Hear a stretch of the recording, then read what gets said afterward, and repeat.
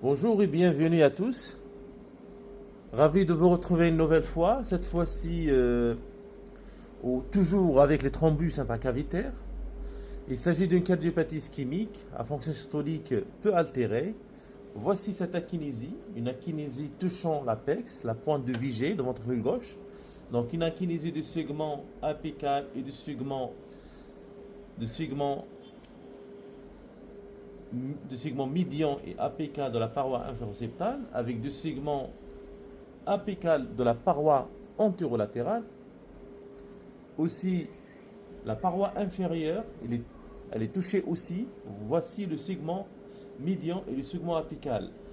Et la paroi aussi antérieure, vous avez le segment apical. Pratiquement tous les segments apicaux sont touchés. Donc il y a une akinésie franche apicale avec tendance à l'anévrisme de l'apex.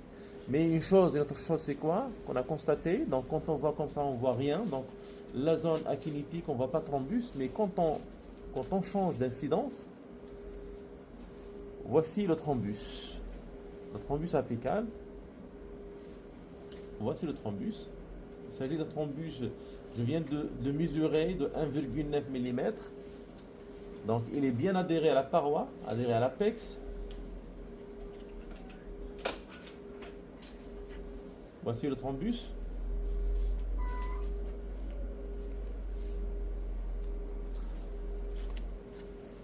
Toujours, donc il faut chercher quand vous avez une cardiopathie ischémique avec une akinésie franche de l'apex, c'est la zone de stase, c'est la zone où le sang circule mal.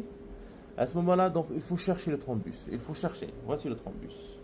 Cherchez les thrombus apicaux. C'est très important. Donc c'est une indication de traitement anticoagulant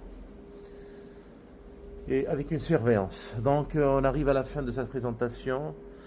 Le message est transmis et à la prochaine, Inch'Allah, à la prochaine fois. Merci.